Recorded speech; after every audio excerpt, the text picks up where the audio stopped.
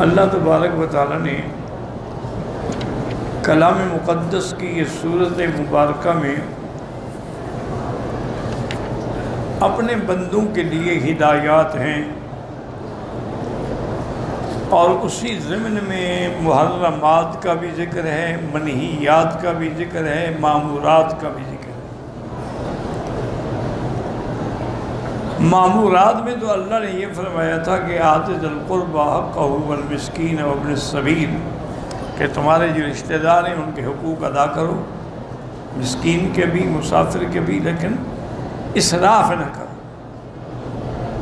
چونکہ اسراف کرنے والے جو ہیں دراصل وہ شیطان کے بھائی ہیں، اور شیطان تو اپنے رب کا نافرمان ہے۔ اور اسی طرح دوسرا حکم اللہ نے یہ بھی دیا تھا کہ وَلَا تَجْعَلْ يَدَكَ مَغْلُولَةً إِلَىٰ عُنُقِكَ، اپنے ہاتھ کو گردن میں نہ باندھ کے رکھو، وَلَا تَبْسُطْهَا، اور نہ بالکل کھول دو، یعنی نہ اسراف نہ اس کے اندر بخل۔ جب سب ہاتھ کھول دو گے سب کو لٹ جائے گا، پھر کیا حالت ہوگی؟ وَتَقْعُدَ مَلُومًا مَحْسُورًا، پھر تم ایسے پڑے ہوئے ہو کہ ملامت زدہ بھی، اور اس کے بعد جو ہے ہر لحاظ سے ذلت کے ساتھ زندگی میں ملوماً محسورا۔ اب اس کے بعد یہ بھی اللہ نے بتا دیا تم کیوں گھبراتے ہو؟ ان ربک یبسط الرزق لمن یشاء ویقدر، تیرے رب کے ہاتھ میں ہے، رزق بڑھائے گھٹائے۔ انہ کان بعبادہ خبیرا بصیرا، اور تیرے رب جانتے ہیں کہ کون غنا کا حقدار ہے اور کون فقر کا حق۔ اگر کسی کو غنی بنایا تو اس کی حکمت ہے، اور اگر اس نے کسی کو فقیر بنایا تو اس کی بھی حکمت ہے۔ پھر منہیات کا حکم آتا ہے کہ وَلَا تَقْتُلُوا أَوْلَادَكُمْ خَشْيَةَ إِمْلَاقٍ، اپنی اولادوں کو فقر کی بنا پہ، بھوک کے خوف سے قتل نہ کر دیا کرو، جیسے زمانہ جاہلیت میں زندہ درگور کر دیتی تھی لڑکیوں کو، نعوذ باللہ۔ وہ کہتے ہیں کہ لڑکی کیا ہے، نہ تو ہمارے ساتھ کھڑے ہو کے دشمنوں سے لڑ سکتی ہے، اور نہ کما کے ہمیں کھلا سکتی، الٹا ہمارے لیے بوجھ ہے، اس لیے پیدا ہوتے ہی دفن کر دیتے۔ اللہ نے فرمایا ایسا نہ کرو، یہ بڑا جرم ہے۔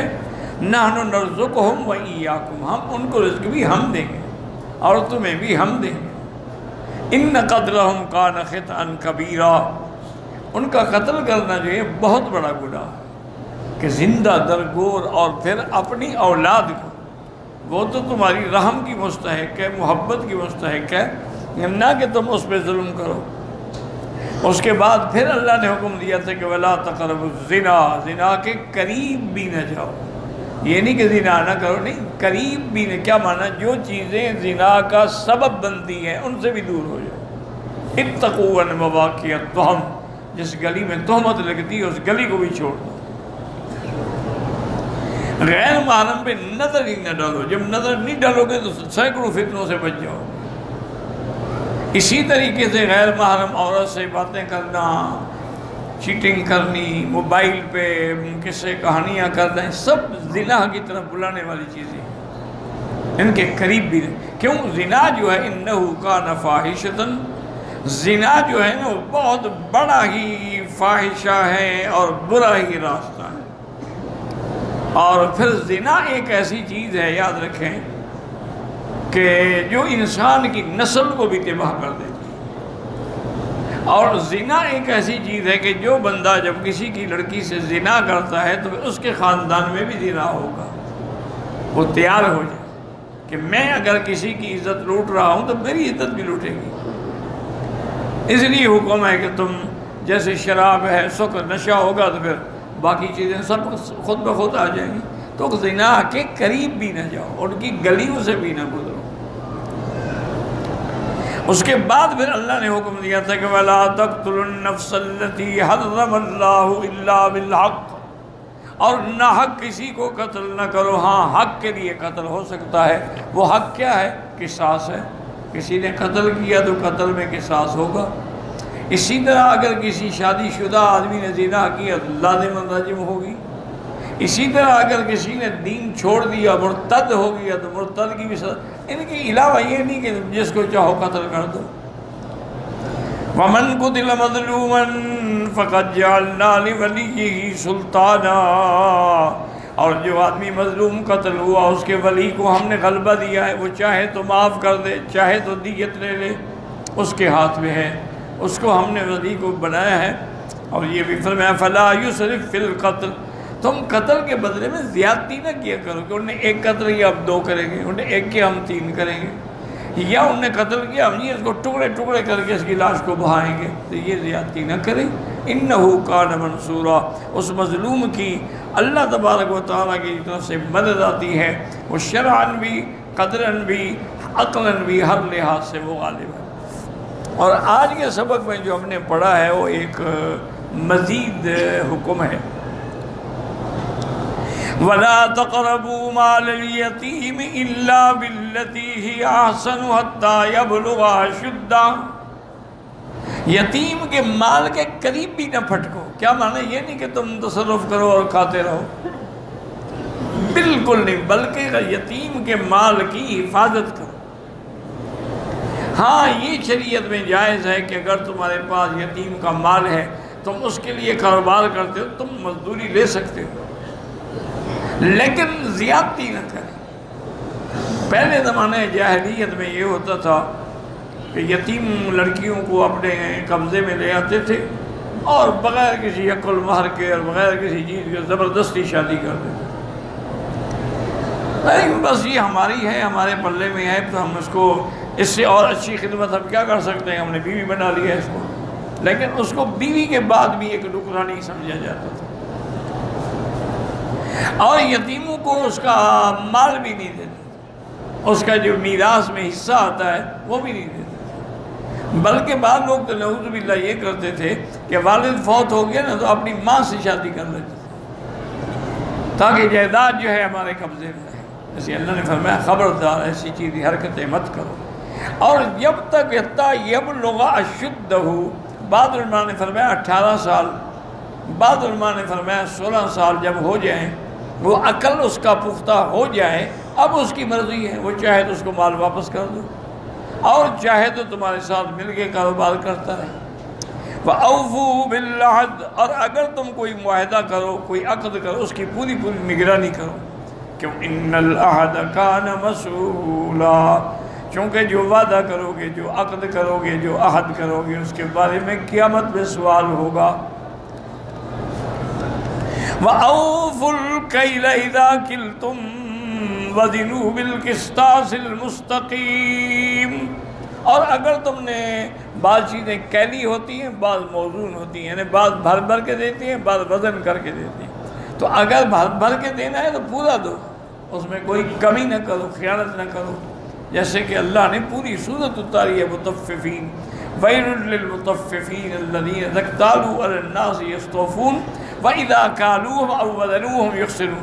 اللہ نے ہلاکت ہے ان لوگوں کے لیے کہ جب لیتے ہیں تو پورا لیتے ہیں، دیتے ہیں تو پھر تھوڑا دیتے ہیں، تو اس لیے فرمایا خبردار ایسی بات ہرگز نہ کرو، اور اگر وزن والی بھی ہو تو عدل کے ساتھ وزن کر کے دیں۔ ذَلِكَ خَيْرٌ وَأَحْسَنُ تَأْوِيلًا، یہ عدل کرنا جو ہے تمہارے لیے بہتر ہے، آخر معال میں بھی، اور اس کا انجام بھی تمہارے لیے بہتر ہوگا، تمہارے لیے خیر ہوگا۔ اور اسی طرح فرمایا وَلَا تَقْفُ مَا لَيْسَ لَكَ بِهِ عِلْمٌ، لا تقف مانا لا تقل، ایسی بات نہ کرو جس کا تمہیں علم بھی نہ ہو، ایسے کہتے فلاں ایسا اور فلاں ایسا اور فلاں ایسا۔ اللہ نے فرمایا خبردار ایسی بات نہ کیا کریں،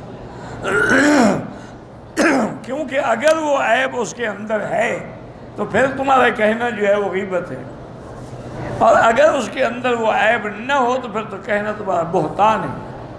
میں خبردار وَلَا تَقْفُ مَا لَيْسَ لَكَ بِهِ عِلْمٌ، جس کا تمہیں علم نہ ہو، تم نے دیکھا نہ ہو، تو اس کے بارے میں کوئی ایسے خیالی باتیں نہ کیا کریں۔